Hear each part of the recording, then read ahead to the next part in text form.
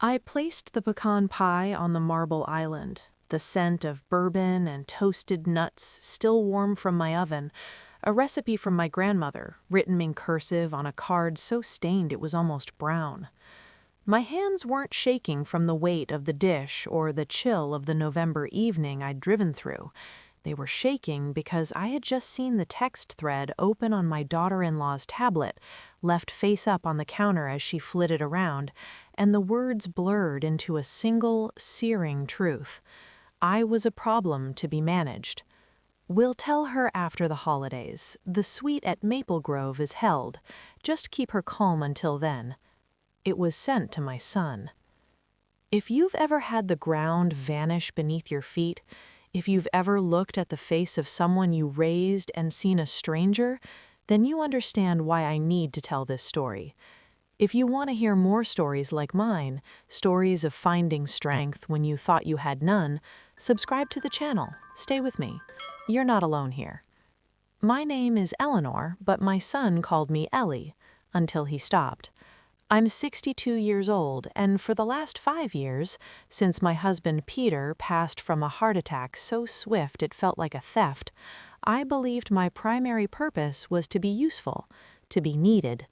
I was a mother, a grandmother, a former high school English teacher with a pension, and a woman who thought love was a currency you earned through service. The dinner was my idea, a foolish, hopeful idea. My son, Michael, and his wife, Bianca, had moved into the forever home in the gated community of Laurel Springs 8 months ago. I'd contributed $75,000 from Peter's life insurance for the down payment. It was a gift, I'd said, waving away their stiff thanks. What's mine is yours. I meant it. I saw it as an investment in family, in future Sunday dinners, in the sound of my grandchildren's laughter echoing in rooms I helped provide. I arrived at 4 p.m. as instructed, with the pie, a tray of my famous yeast rolls, and a heart foolishly full of anticipation.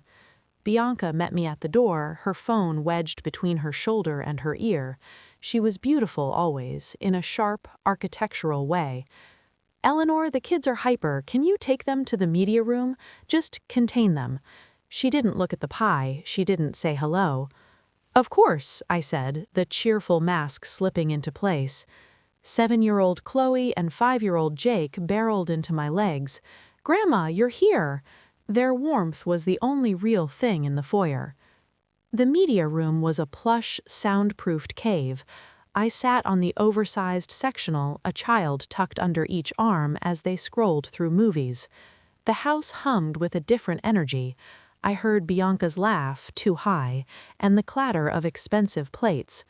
I smelled herbs and garlic, but not mine.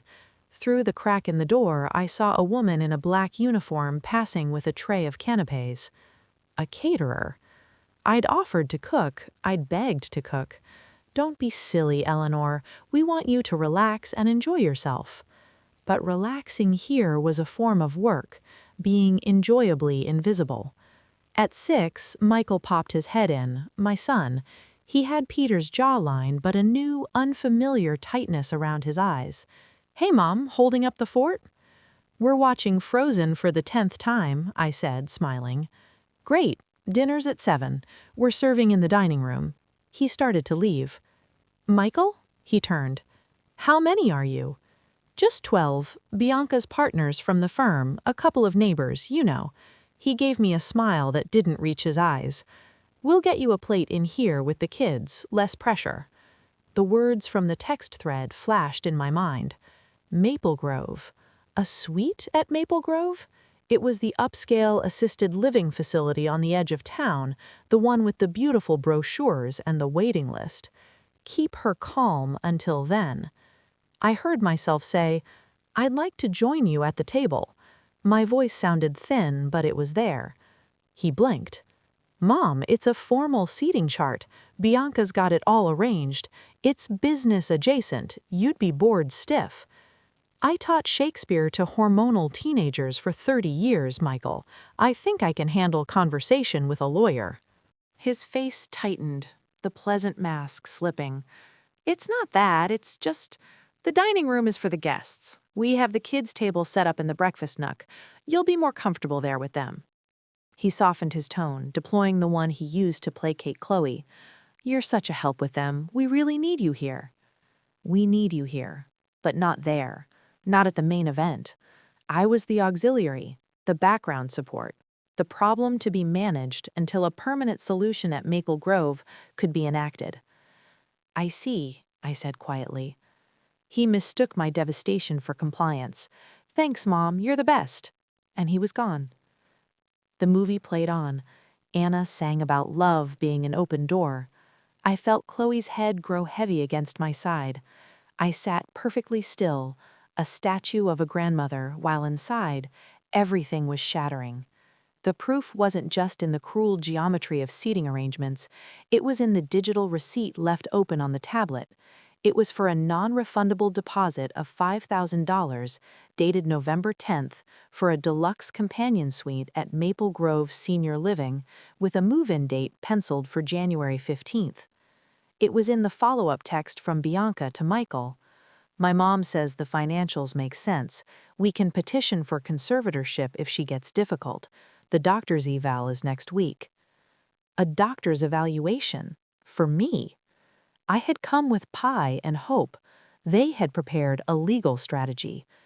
When Bianca bustled in at 6:45 with 2 plates of perfectly sliced turkey, roasted squash, and cranberry gelée, I was standing by the door, my coat already on, my purse on my arm. "The kids are almost asleep," I said. My voice was eerily calm. "I'm going home." She stared at the plates in her hands, then at me. "Eleanor, don't be ridiculous. It's Thanksgiving. Sit, eat." "No, thank you." "Mom, what's this?" Michael appeared behind her, his face flushed from wine or annoyance. "You're leaving? Because you can't sit at the big table?" He let out a short, incredulous laugh. The sound was a needle to my heart. "Are you serious right now? It's one dinner." I looked at him, my boy, and I saw the man who had discussed a conservatorship with his wife. "It's not about the table, Michael. It's about the suite at Maple Grove." All the color drained from his face. Bianca's mouth formed a perfect O. The facade cracked, and for a second, I saw the sheer, panicked calculation in their eyes.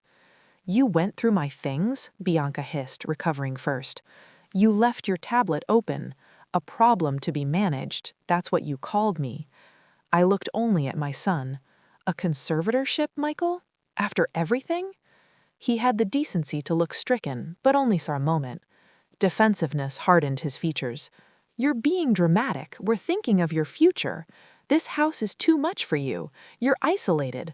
Maple Grove has activities, people your age, care if you need it." "I don't need it. I need a son who sees me as a person, not a liability." "We're trying to help you," he shouted, and the children stirred on the couch.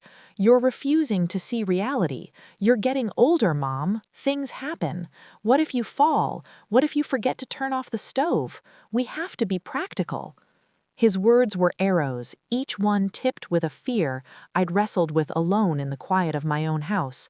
He was weaponizing my loneliness, my mortality. "Practical?" I repeated. "Yes, practical is the $75,000 gift you never mentioned again. Practical is the free childcare, the house sitting, the errands. Practical is moving me out of my home so you don't have to worry." I took a step toward the hallway. "My reality is that I am leaving. Don't follow me." "If you walk out that door, don't expect things to be the same," Michael said, his voice low and cold. The threat hung in the aromatic air. "Think about your access to the grandchildren." There it was, the ultimate leverage. I looked at Chloe and Jake, their sleeping faces innocent of the war in a room. My heart fractured, but a new, steely part held it together. "If you choose to use your children as weapons against their grandmother," I said, each word measured, "that will be your burden to carry, not mine. They can see me when you are ready to treat me with the basic respect owed to a stranger, let alone a parent."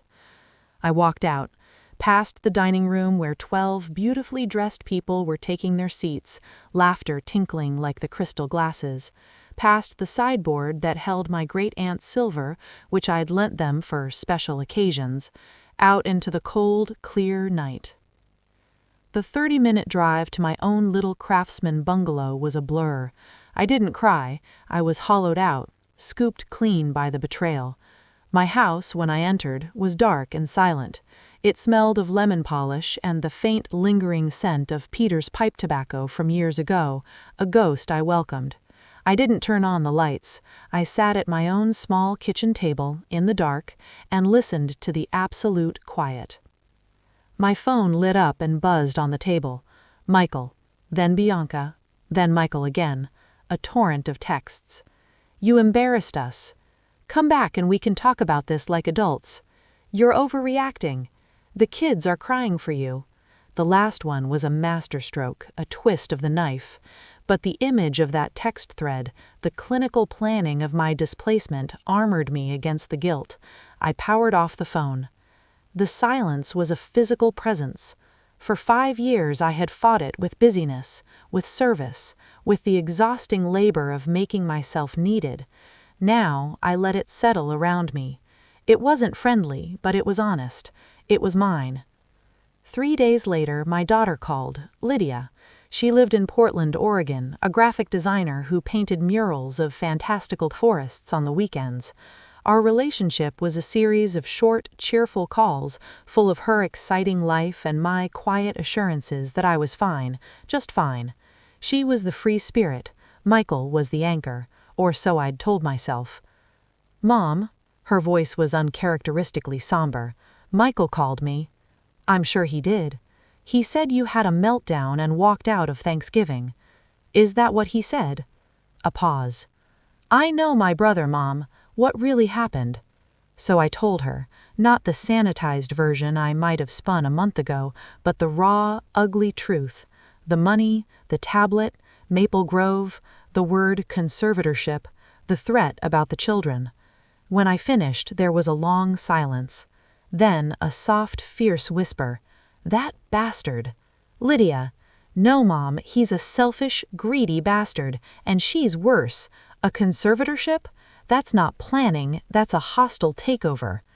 Hearing the outrage in her voice, vocalizing the fury I'd been too wounded to feel, was like a lifeline. "I didn't know what to do," I admitted, the vulnerability shocking me. "You did the only thing you could. You left. Now you need to get on a plane." "What?" "Come to Portland, for Christmas, for as long as you want. I have a sofa that folds out. We'll drink terrible eggnog and walk in the rain, and you will not lift a finger except to turn the pages of a book. Please." The invitation was a door swinging open in a wall I hadn't known was there. I thought of spending Christmas in this house, with the ghost of Peter and the screaming silence, while Michael's family celebrated without me, or worse, pitied me. I thought of the determined set of Lydia's jaw I could hear through the phone. "Yes," I said, "I'd like that." Portland in December was a revelation. It was damp and green, the air smelling of pine and wet earth.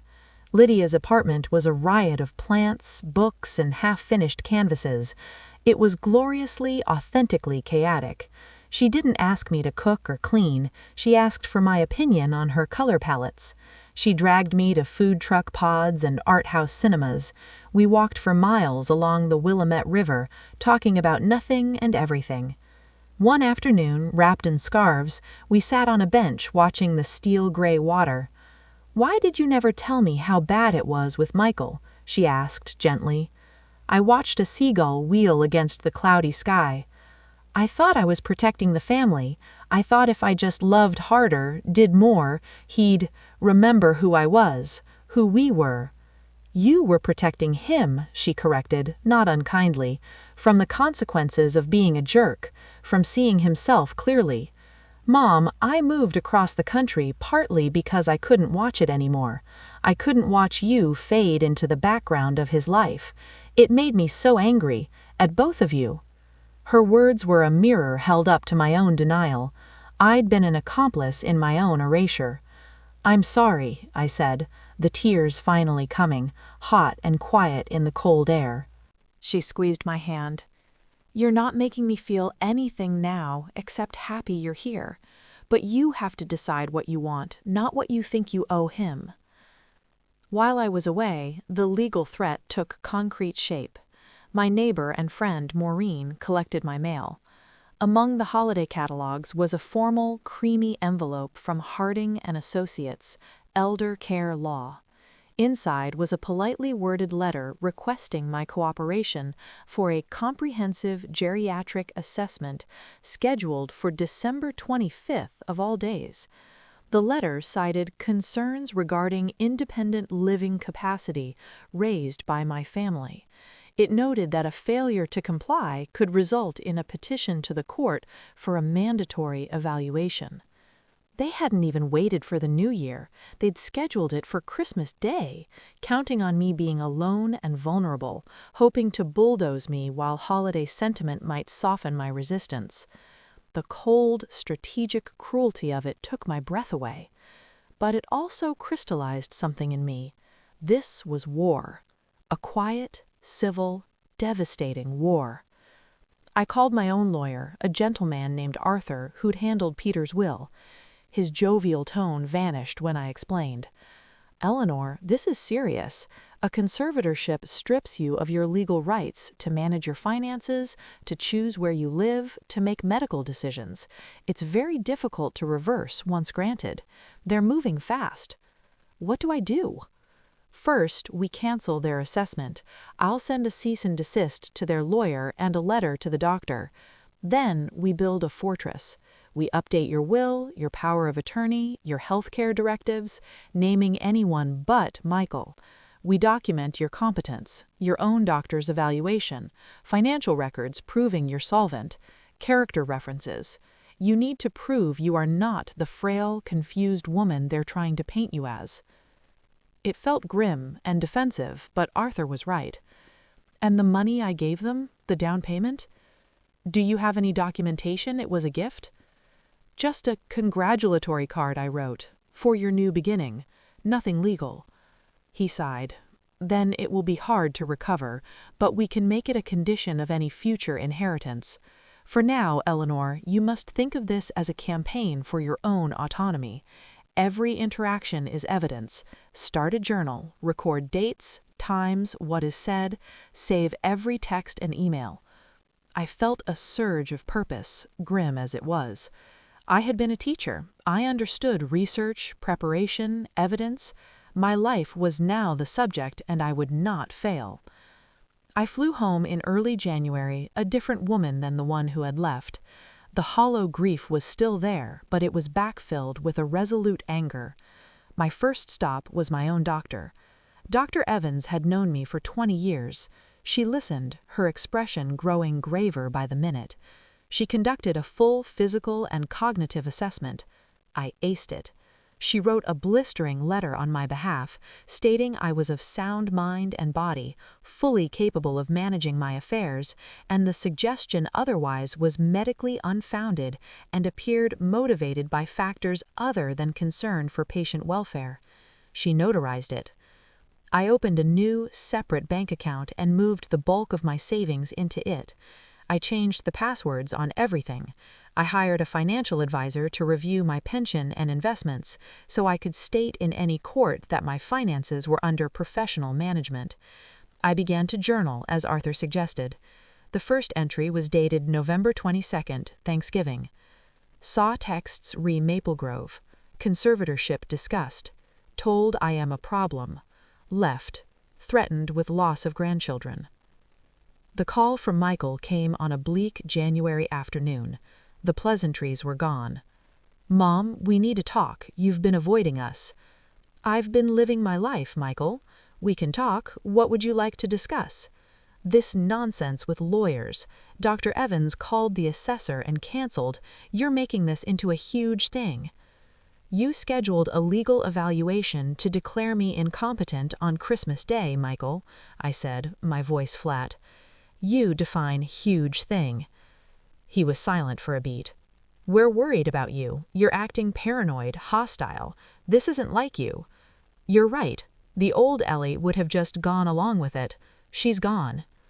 I took a breath. Here are my terms, Michael.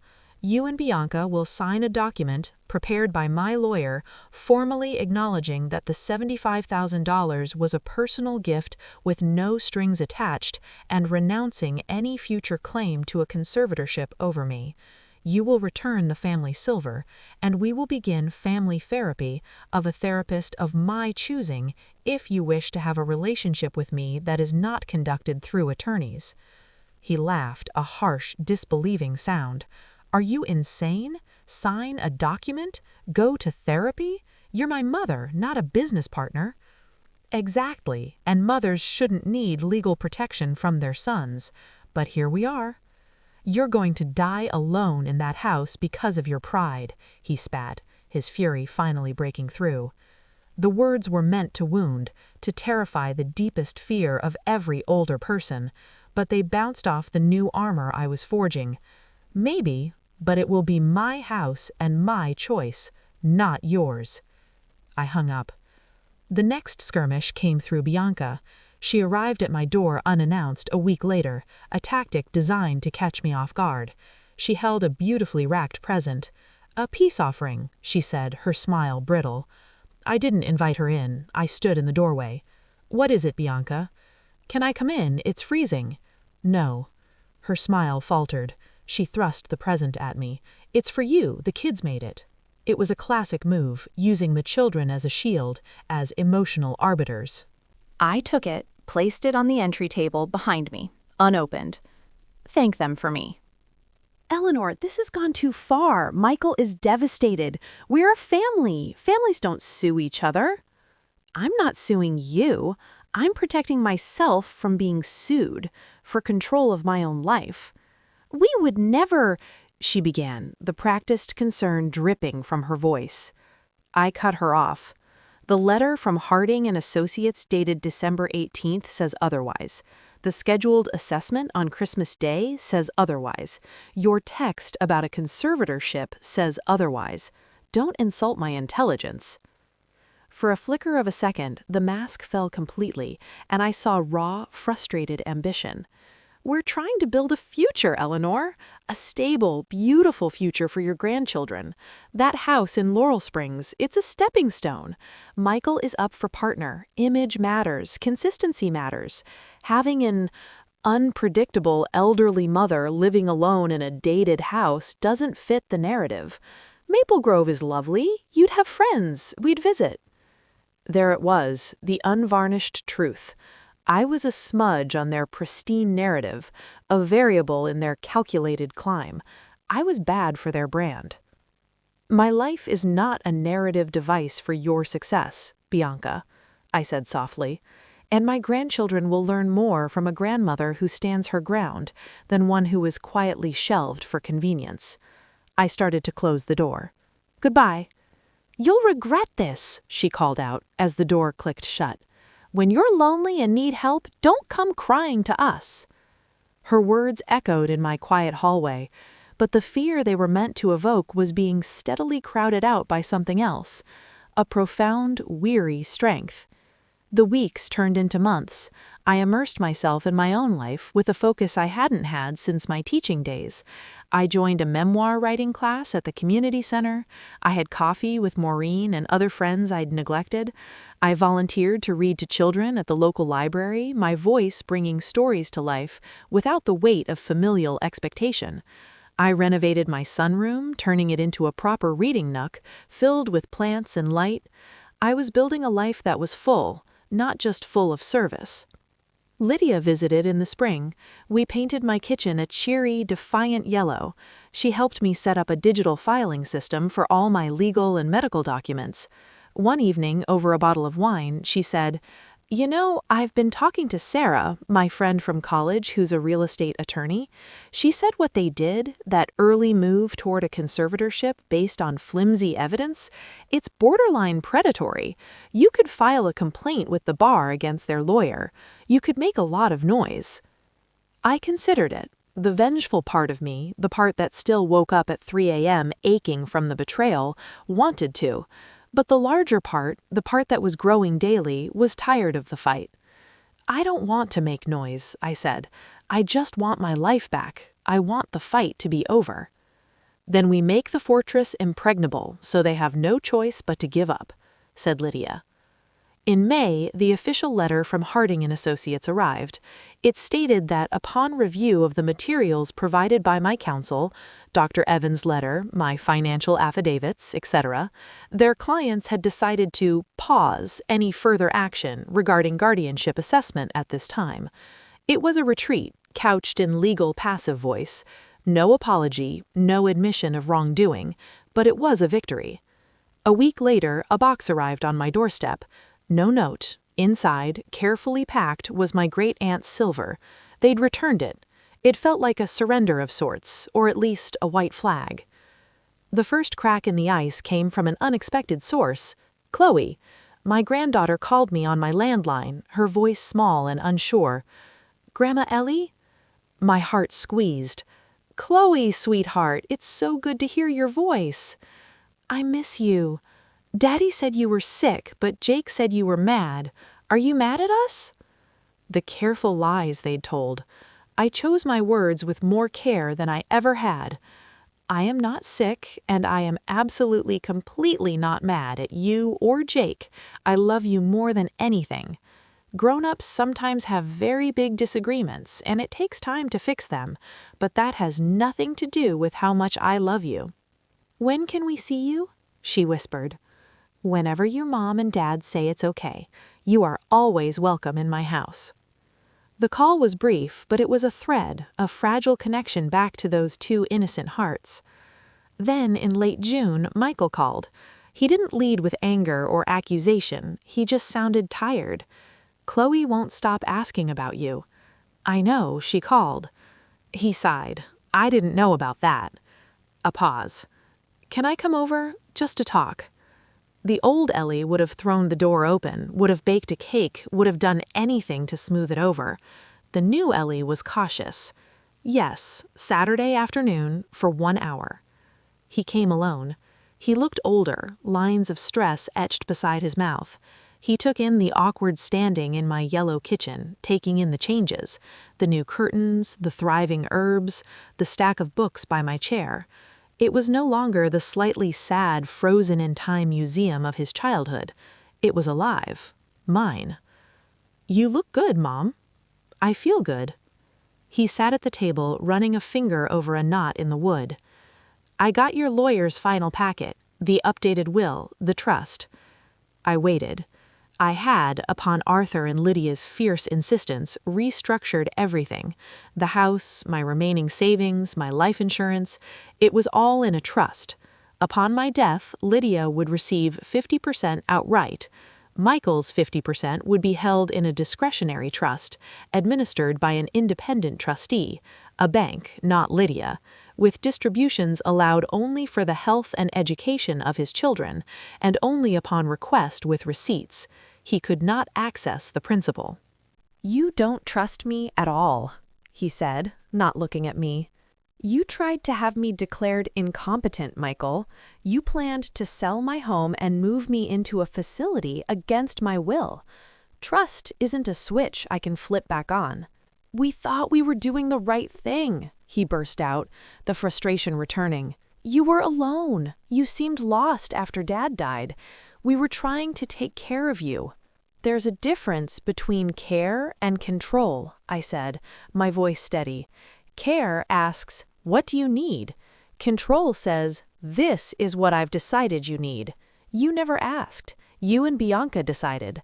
And when you thought I might resist, you drafted legal papers. That's not love. That's a coup." He was silent for a long time, staring at his hands. When he spoke again, the fight had left his voice. "Bianca's mother, she's a piece of work. Manipulative, demanding, always playing the victim. Bianca has spent her whole life building walls against her. She saw you being helpful, being there, and she categorized you. She saw a way to manage what she thought was inevitable before it became a crisis, like her own mother. I went along with it. It seemed easier, cleaner." It was the first moment of real honesty. He wasn't excusing it, but he was explaining the toxic logic. He had chosen the path of least resistance with his wife over the harder path of integrity with his mother. "I am not her mother," I said quietly, "and you are not her puppet. You are my son, and you failed me." He flinched as if I'd struck him. The raw truth, spoken calmly, was more devastating than any shout. Tears filled his eyes. "I know," he choked out. God, Mom, I'm so sorry. I'm so ashamed." It wasn't enough. It wouldn't be enough for a long time, but it was a start. A real start. "Therapy, Michael," I said. "For you. For us, if we get there. That's the only way forward. Not legal documents, not strategic deposits. Just hard, ugly, honest talk." He nodded, unable to speak. "You can bring the children here next Saturday, for 2 hours. You and Bianca will drop them off and pick them up. We will bake cookies. That is the arrangement for now." It was a small, tightly controlled re-entry, a probationary visit. He accepted it, humbled. The first visit was stiff. Bianca didn't get out of the car. Michael walked them to the door, muttered a hello, and left. But once the door closed, it was just me, Chloe, and Jake, and flour and sugar and chocolate chips. The simple, messy sacrament of baking. We didn't talk about the past months. We talked about cookies, about school, about the silly shape of a cloud. When they left, covered in flour, clutching bags of imperfect cookies, a piece of my heart that had been clenched tight for months loosened, just a little. Progress was not linear. There were setbacks. Bianca would occasionally try to revert to old patterns, texting with a favor wrapped in guilt. Michael would sometimes balk at the boundaries, but I held the line, calmly, consistently. The fortress, as Lydia called it, held. That Thanksgiving, 1 year after the shattering, I did not go to Laurel Springs. I did not bake a pecan pie for them. I baked one for myself. Lydia flew in, and we cooked a small, ridiculous feast just for the two of us. We made a turkey breast, stuffing with too many herbs, and my yeast rolls. We ate at my kitchen table, laughing, talking over each other, the yellow walls feeling like sunshine. In the afternoon, my doorbell rang. It was Michael, holding a store-bought pie. He said, "I just wanted to drop this off." I looked at him, at the uncertain hope in his eyes. "Would you like to come in for coffee?" He nodded. He sat at the same kitchen table where we'd had our first tense talk, but the atmosphere was different. Lydia handed him a mug. We talked about the weather, about his work, about nothing heavy. Before he left, he said, "I found a therapist. I've gone 3 times." "I'm glad," I said, and I was. He didn't ask to stay for dinner. He didn't push. He just said, "Happy Thanksgiving, Mom," and left. I closed the door and leaned against it. Lydia was clearing our plates. She said, "You okay?" I looked around my house, my vibrant, messy, lived-in, fiercely protected house. I thought of the woman who had walked out of her son's home a year ago, hollowed out by betrayal. That woman was gone. In her place was someone who had stared down her deepest fears, of being useless, of being alone, of being powerless, and built a life around them, not in spite of them. "Yes," I said to my daughter, a slow smile spreading across my face. "I am more than okay." The story doesn't end with a perfect reunion. Some fractures never fully heal. They become part of the landscape, a ridge you learn to navigate. But I am no longer lost in that landscape. I am the map maker. I see my grandchildren regularly under terms that honor my autonomy. My relationship with Michael is a careful, ongoing construction project. With Bianca, it is a distant civil peace. With Lydia, it is a deep, joyful alliance.